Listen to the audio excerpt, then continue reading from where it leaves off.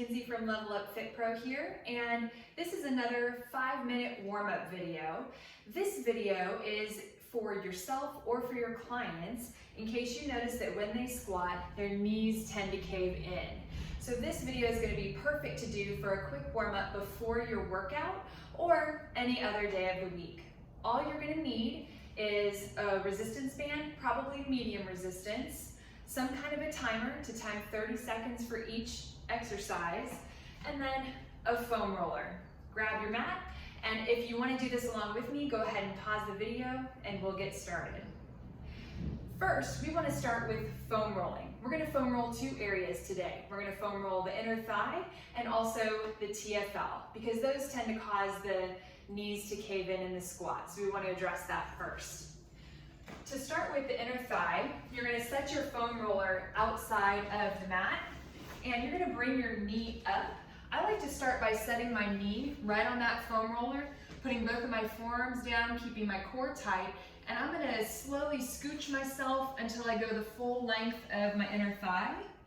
Once I've done the full length, I'm going to go back to any spot that felt the most tight, which for me tends to be closer to the knee, and I'm going to hold it there for 30 seconds. So you just want to hold still on the spot where you feel the most tension, and it should be on a scale, pain scale of 1 to 10. You should be anywhere between like a 7 or 8. So you feel it, it feels a little bit uncomfortable, but it's tolerable, right? So you're just going to hold it there. Now be careful on the inner thigh. If you start to feel maybe a heartbeat or some tingling or numbness, you might be on an artery or a nerve, so you'll want to reposition.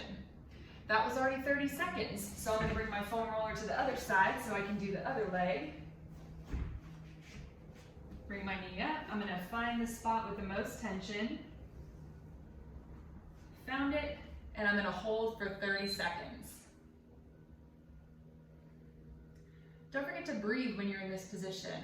Nice deep breaths. And one common mistake that I see people make in this position is they just like fully relax, and you see I go into like my low back arching, and honestly it's not that comfortable. So I'll keep that bottom knee in so that I'm in almost like a kneeling plank, and it helps support me so that I can relax the leg that's foam rolling and get the most benefit out of the exercise. And that's already done. Next we're going to foam roll the TFL. You're going to lay on top of the foam roller on your side. You want to be just below that bony, the top of your hip bone, just below that. Bring that top leg around, plant that foot, and angle your hips forward just slightly. So from here, we're going to start just beneath the top of the hip bone, and we're going to roll down just a couple of inches. See if you can find a little bit of tightness in there. And then when you do, you just want to hold for 30 seconds. So I'll start my timer. In this one, you might notice that if you lean back a little bit, the TFL kind of wraps around. So when you lean back, you may uncover a new tight spot. But for me, it's a little bit more to the front. So that's where I'm going to hold still during this 30 seconds. And even though we're just foam rolling, alignment always matters. If you were to look at me from a bird's eye view, I have my head, shoulder, hip, and knee and ankle all in one straight line underneath me. So once you've hit your time, let's switch sides.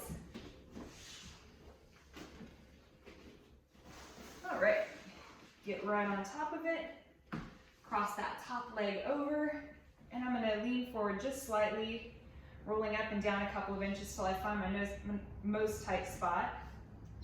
Found it.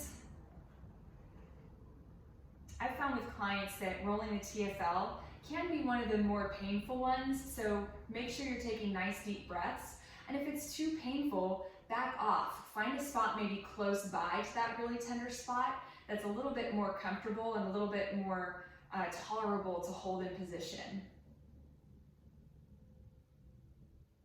Just about 3 more seconds. Okay, now that we've foam rolled the inner thigh and the TFL, we're going to do a quick static stretch. Because we're already on the mat, I'm going to show you a kneeling inner thigh stretch. You're going to keep one knee directly under your hip and just kick the other leg straight out to the side. You can place your hands on the mat, still keeping that hip right over the knee, and then you're going to just sit straight back over that back foot. you should begin to feel a stretch on the inner thigh. So we're just gonna hold that still for 30 seconds. Focus on relaxing this leg. Really let that inner thigh stretch. And the stretch should feel tolerable. It shouldn't feel uncomfortable. If it's uncomfortable, rock your hips forward a little bit and back it off. Got 10 more seconds. At this point, it should start to feel like it's relaxing a little bit. It should already feel like it's loosening up. It won't be perfect, but it should feel better. Now we'll switch sides. So you want your hip directly over your knee and stick that other leg back.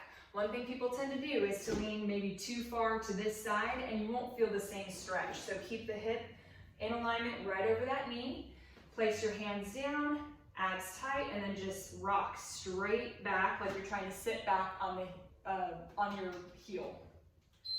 So we'll hold it here again for 30 seconds. Also think about, what are your hips doing? Are your hips still pointed mainly straight ahead, or have you rotated a little bit?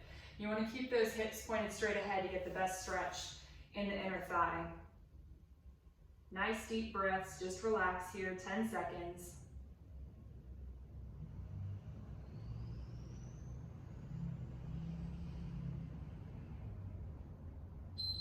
Okay, now we're going to stretch, do a little TFL stretch. TFL and hip flexor stretch, really. So one knee directly underneath your hip. You're going to bring the other foot right in front of you. And I want you to tuck the hips under. You're going to raise the arm on the same side as that kneeling leg. And you're going to reach up tall toward the ceiling, opening up. See how I'm opening away from this front leg? So reach high, open up, and you can even lean over just slightly. So we're going to hold this stretch for 30 seconds. The key here with the hips is to tuck the hips under. You want to squeeze your glute on that kneeling leg, and you should really feel this whole side open up. You're going to feel it up in that TFL area where we foam rolled, but you're also going to feel that quad stretching. You may notice that on my back foot, I've got my toes tucked under. You could do it that way for a little more of a quad stretch, and you can also relax it here if it feels like it's too much or it puts too much pressure on your knee or toes. Now we'll switch sides. Knee right underneath the hip. Bring that other foot up in front of you. Tuck the hips under and squeeze the glutes. Reach straight up toward the ceiling, lean to the side, and I'll start my time. I'm not gonna lie, this is absolutely my favorite stretch. I have most of my clients do this stretch because all of us spend way too much time seated, and this is one of the best stretches to kind of undo some of that tightness that we accumulate throughout the day, throughout the week, and it just feels good.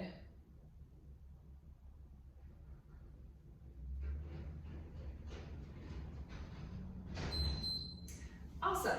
Now that we're done with foam rolling and stretching, I've got 3 30-second exercises for you to do with the resistance band. The first one is going to be a banded bridge. Now, because this is a rubber resistance band, one pro tip for getting it on, stick your hands inside the band to get it around your feet, and then kind of ease it up over the pants. That will keep it from rolling over onto itself, just because it becomes a rolled up mess. But if it does, it's easy enough to fix. So once that band is just above the knee, you're going to plant your feet hip width apart, toes pointed straight ahead, and you should be able to come pretty close to touching your heels with your arms. I kind of have long monkey arms. I'm over 6 feet tall, so I can get closer than most people. But you just want your feet your heels about 6 to 8 inches away from your rear end. So palms up, we're going to do a banded bridge. This is what it looks like. Abs tight. You're going to squeeze your glutes, bridge up. I want you to hold for 2 seconds and then slowly come back down. The key here is keeping pressure on the band so that the knees stay hip width apart the whole time. Go ahead and get in position, and we're going to begin. So 30 seconds. Hold for 1, 2, down 2, 3, and 4. Hold up. 1, 2, down 1, 2, 3, 4. And you can just follow along with me in the video. I won't count out loud the whole time. Squeeze as tight as you can at the top. Squeeze the glutes. That's what you should be feeling the most in this exercise. Perfect. So now, if you need to take the band off before you stand, please do, safety first. However, I'm gonna cheat and I'm gonna just stand up while still wearing my band. Exercise number 2 is going to be a lateral band walk. You're gonna keep your knees bent. You always wanna keep your knees right over the center of your foot, and you're just gonna step laterally. I'll cue my clients often to pretend that they're leading with the knees. You're just gonna go side to side for 30 seconds, and you should feel those glutes lighting up. So get into the position, knees bent, check those knees in line with the center of the foot, and let's go. The rest of your posture matters too, so shoulders down and back, abs engaged. Take small steps. Like I said, I'm tall, so it probably looks like I'm taking big steps, but I'm not. I'm taking pretty small steps for me. If you find that you step out, see how my knee is now inside my foot? That's too far. That's how you know you've taken too big of a step. 5 more seconds, you should feel it, even though it's 30 seconds.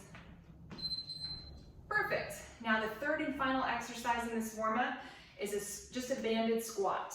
The whole purpose of this warm-up is to correct the knee caving in issue. So this exercise is perfect.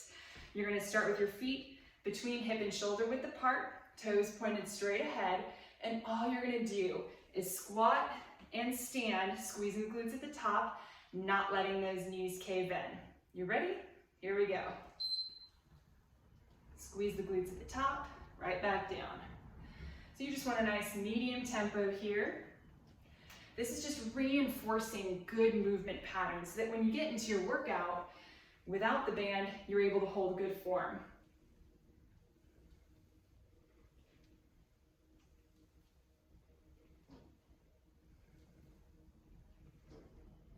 Five more seconds. Awesome, you did it. Thank you for joining me for today's 5-minute warm-up video. And if you found it helpful, please let me know.